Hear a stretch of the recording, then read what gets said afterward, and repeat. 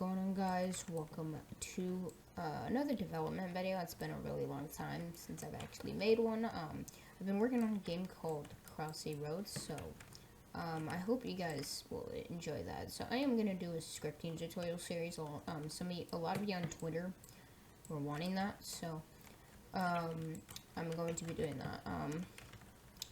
So let's start off with the basics. So this is going to be like referencing variables and properties and whatnot. So the first thing you want to do is obviously hop into Studio, click View, and you want you see these two, Explore and Properties. You want all these two things to be open.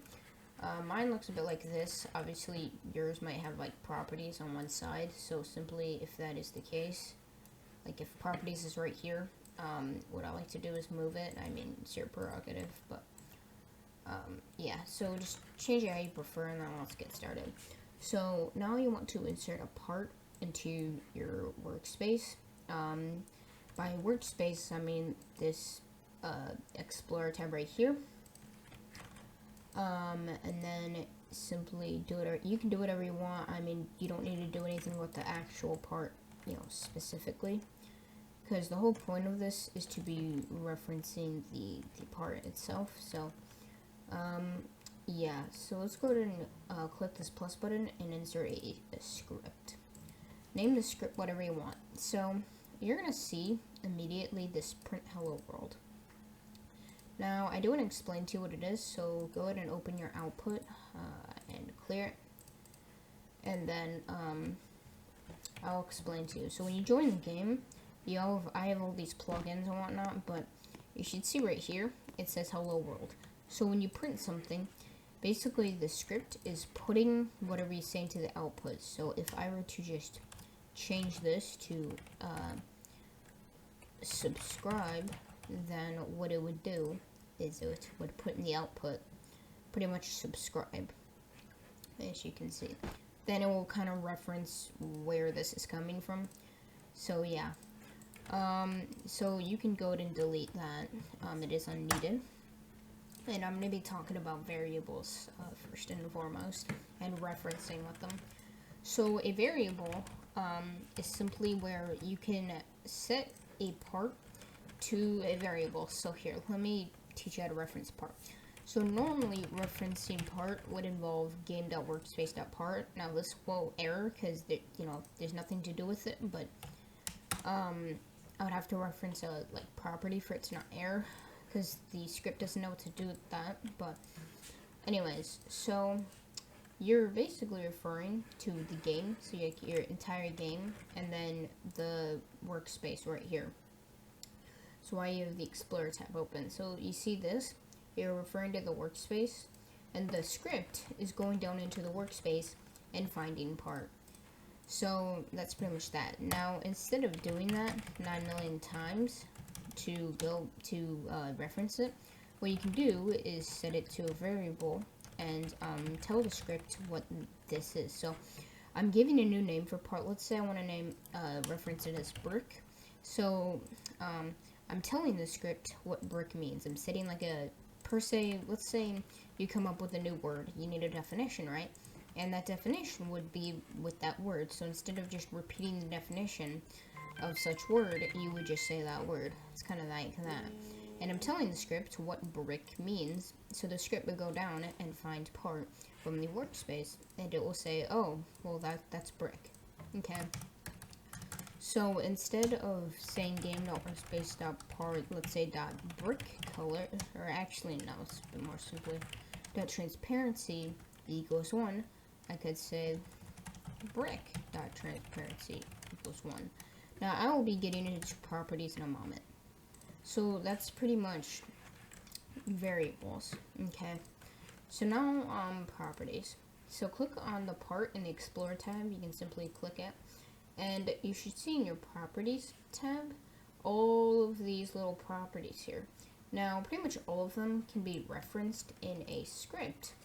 So to simply do this, you would simply reference your part. So I can just simply reference the variable, and then I can just say whatever transparency. So if I want to change the color of the part, I will say brick color. Now, you can't just say this. You have to tell the script if you're making a new brick color, what you are doing with the property. So here we're going to make this equal to brick color.new, and then we're going to set a color such as really red. So when we're telling the script, we want to set a new color to the brick, and then we're telling the script what color it is. Alright, so if we play the game, you can go ahead and test this yourself. You will see that the brick has turned red. You can change transparencies such as brick.transparency equals 0.7, so this will make it more see-through. So we're going into here, and we're going into the transparency property, and we're setting, this is a value, so we're changing its value to 0.7. And the reason we don't have to do like transparency.new, and like something like that, you know what I'm saying?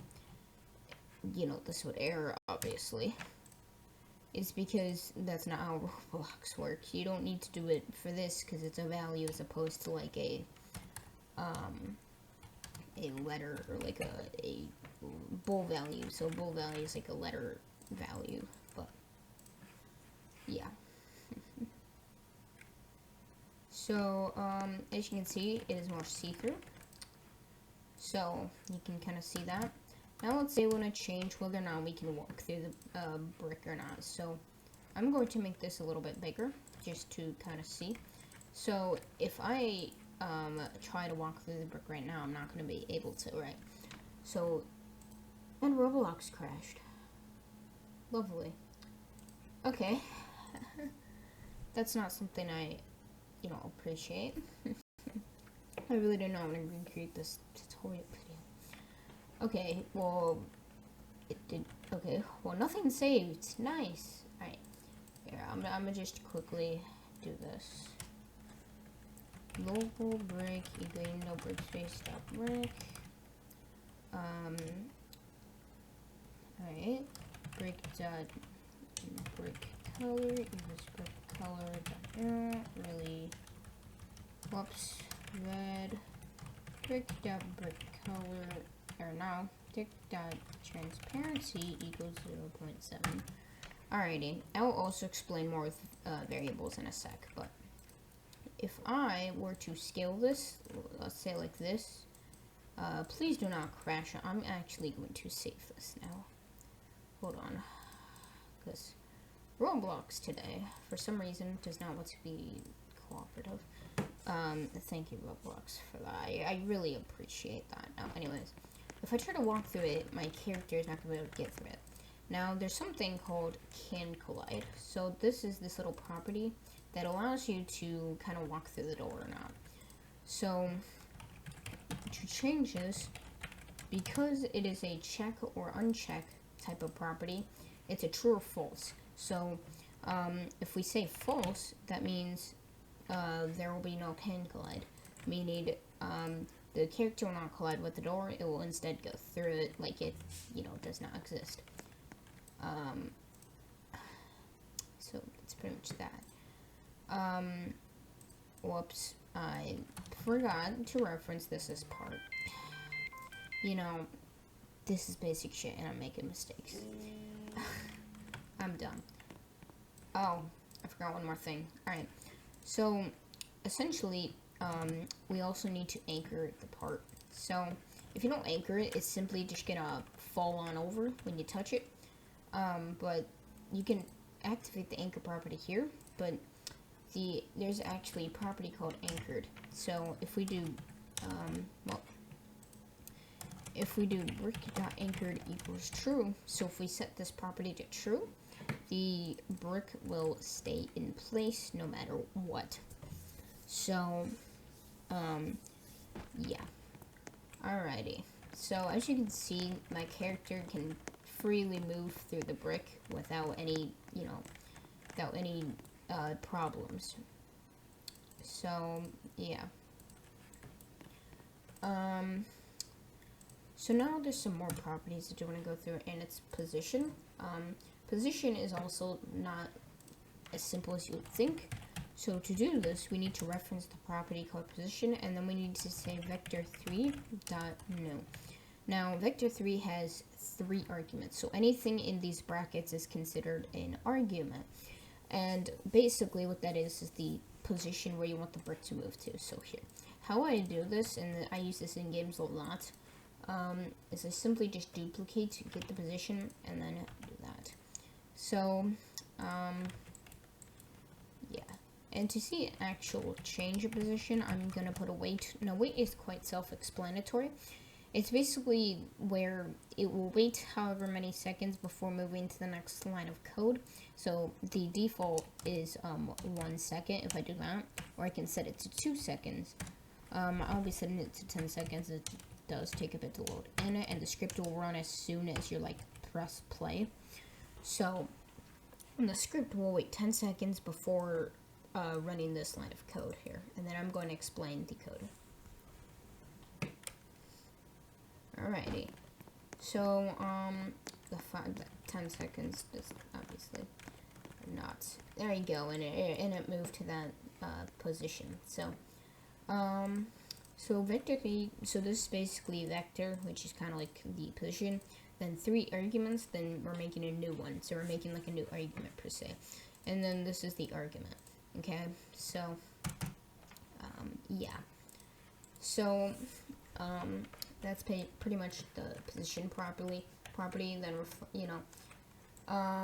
material. So let's say I want the material to be a bit different. I can simply do brick.material and then set it to whatever material. So let's say fabric. And what we're doing is just setting this property to equal a certain material. So I'm just setting the material to equal something else than it already is. So yeah. So as you can see, it has turned fabric and moved positions. So yeah. Alrighty, so I am going to explain a few things with the variables, because there is many ways to reference something actually. The other way, and it's actually a quicker way besides saying game.workspace, so we can actually refer to brick as a script.parent. So it's essentially referring to the script because the script knows that it's a script you're referring to, the script in itself per se, and it's referring to the parent property here. So basically it is referring to what the parent is. So think of it like this, okay? You have a child. The child has a parent, right? Well, it's kind of like this. This child has a parent, and the parent is part. So it will actually reference part, okay? So what I can actually do is print script.parent.name, and we will actually find part. There you go, and it should say part because that's the name. So I am actually going to explain this, as you can actually print objects and whatnot, not just like text. So I am referring to the name property of the part, and I'm having that print into the output by referring to the part and then the name. And then the script will take whatever is in this little box, aka part, and it will put it into the output. So yeah. Now let's say you have a part 2, 1 per se. So you can't just say equals game.workspace.part 1. You can't do this because ROBLOX syntax is the part, there has to be no space like that. It's simply going to error. It's not going to know what this 1 is. So there is actually a way to counteract this, and instead putting brackets and then saying part 1. So we can still reference it, but we have to reference it a bit differently. Alright, so yeah. Alrighty. So let's do this. Let's take everything you learned in this tutorial and let's go ahead and apply it to a very, very simple system here. So call this part that you have door, and then go into your script. So we're going to make a door. So first you need to reference this door, right? So let's go ahead and type door, And then obviously we can do script.parent. And we don't have to say door. We can simply just do script.parent. If you want to refer to the parent of the parent, you could just do script.parent and it would refer to the workspace. So yeah, you can do as many of that as you want to get to where you want to end up being. I use this all the time. So now what we can simply do is a line of code to change some of the door's properties. So first and foremost, I want the door to be anchored, so door.anchor equals true. I want the door to not be transparent yet. I actually am going to put a wait. So I will be waiting for 15 seconds before the door actually opens. Okay, so in 10 seconds, this door will open. So we can set the transparency equals 0.7. We can set maybe the color. So I want it to be green, new, color, whoops, color, forgot this, new, really green, or I want something green, sage green, and then, I want the door, and then door.canCollide equals false. Let's go ahead and make sure this is true then. Door.canCollide equals true. So essentially, when we load it in, and then we can actually do a print, door has opened. Or what we can actually do is refer to what we can do is script.parent .name. Then we can actually concatenate it and say has opened. So concatenation is a bit more complicated, but it's essentially separating a part and then putting a text to it or a bool value to it. So essentially, if I had a part, right? So game.workspace part, and then I wanted to add text to it, I need to separate it. So you can't just say has opened. It will simply error, right? So you have to kind of separate it with these two dots and then put your text there. So let's go ahead and test this out.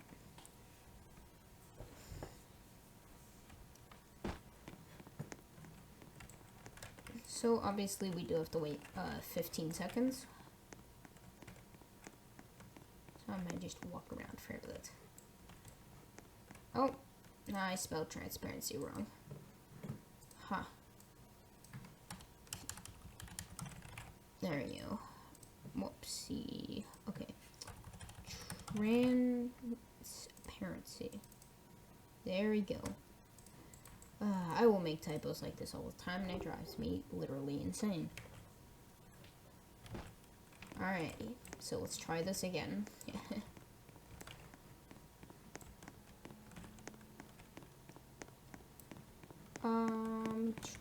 There we go.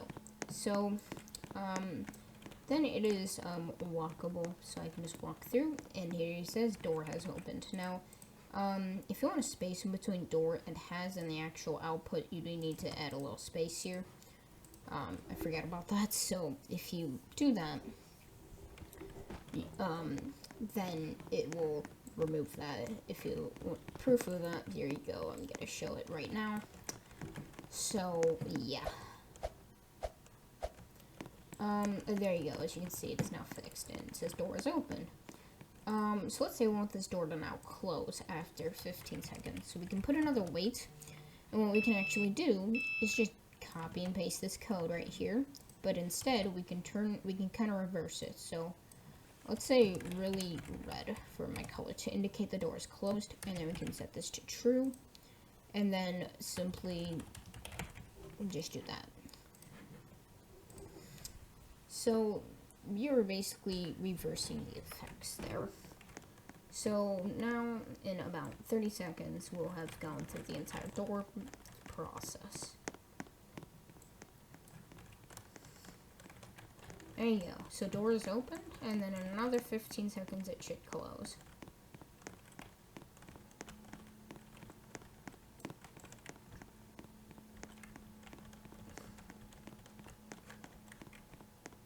There you go. And as you can see, the door has closed. So yeah. I hope you guys enjoy this scripting tutorial. The next tutorial will be coming out very soon. I hope you guys enjoy it. Please like and subscribe. Comment on my Twitter if you want more, or in the YouTube comment section. And please enjoy. Goodbye.